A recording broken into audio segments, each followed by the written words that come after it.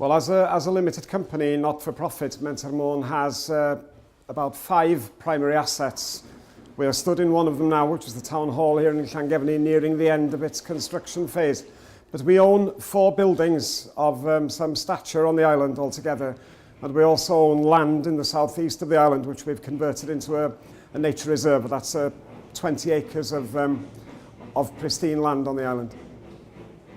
In the west of the island, in the village of Aberfraw, we have Llys Llywelyn, which is being used as an accommodation centre and a community enterprise centre in Aberfraw.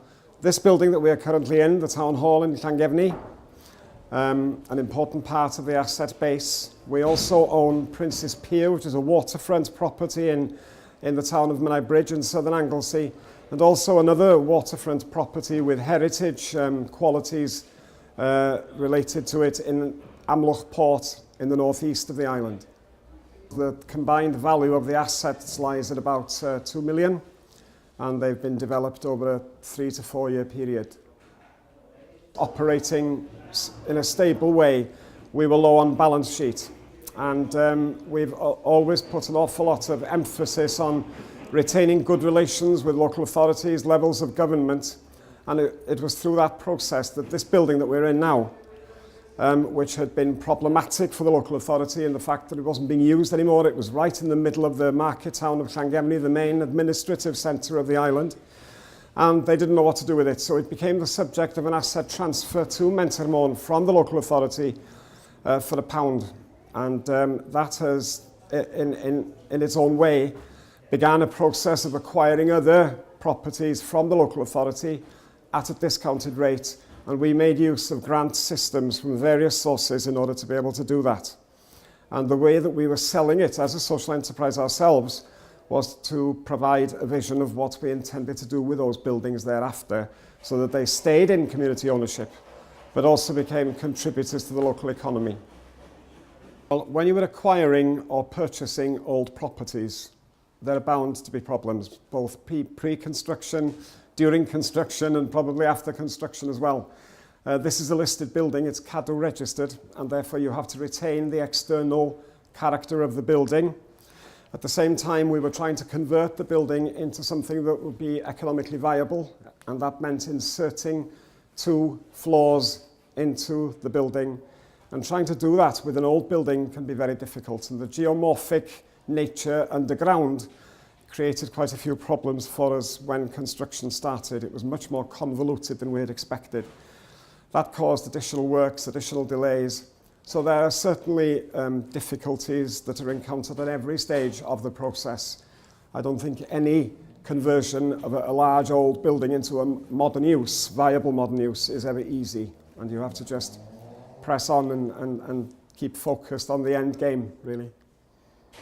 It was once just a town hall, a cavernous town hall. It's because of the insertion of floors, it's divided into 3 income-generating activities. The second floor, which we're on now, will be where Menter Mon ourselves and our other company, Annog Limited, will be housed.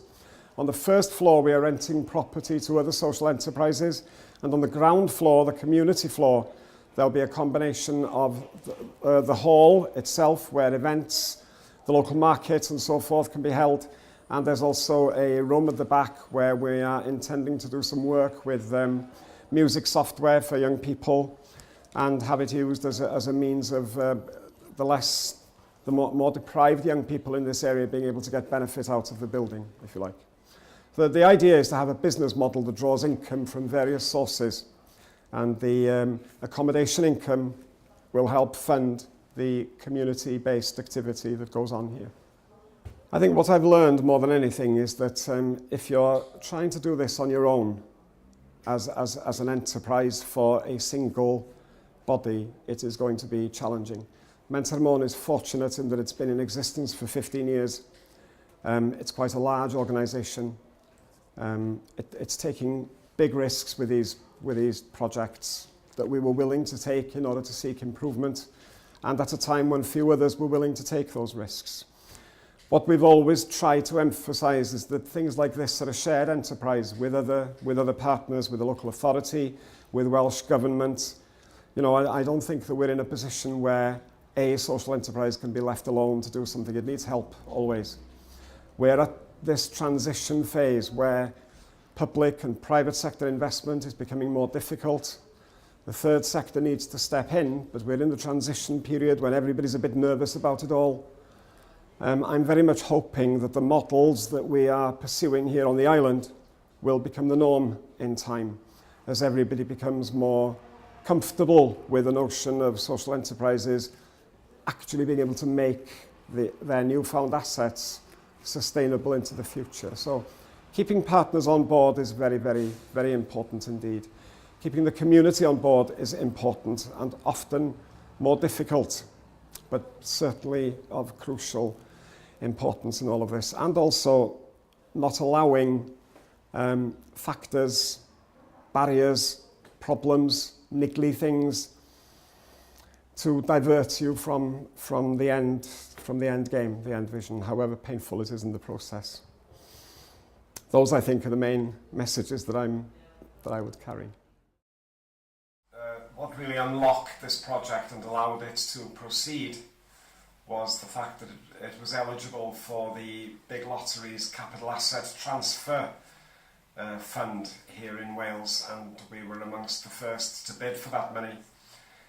Because the building was the subject of an asset transfer, it was an eligible project, and we were successful in having approved a £500,000 contribution in capital and £200,000 revenue contribution towards the project. Capital terms, as I said earlier, we get £500,000 from the lottery. There was 1.6 million from the Three Towns Initiative, which was European and Welsh government, and the remainder came from PEG. Now that adds up to a project cost, a total project cost of about 2.3 million. And the initial approach was made by the local authority to us regarding the future of the town hall and whether we were able to come up with some solution or some assistance to what was then the problem of the town hall. And there was, I think, an agreement that they were willing to relinquish the building for £1 on the understanding, and I did understand, that we weren't really taking an asset on. At the time we were taking a liability, and I think that the £1 price for the freehold reflects the recognition by both parties that it was a liability we were taking on rather than an asset. I was eager to demonstrate that a third sector organisation could become a developer in this particular instance. Does help is the fact that there are other people in the same situation as you, and the DTA, the Development Trust Association in Wales, has been a great help because you often feel as though you're ploughing a lonely furrow, and having people who have empathy with what you're trying to do is hugely valuable.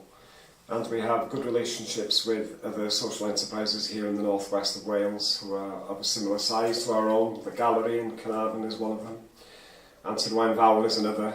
And these relationships are important because we can help each other, help support each other. But the DTA has been very important because the DTA has, as we do, very much a business base to its credo. You know, the reason the DTA exists is because people recognise that having assets, developed assets, is important to the sustainability of any business.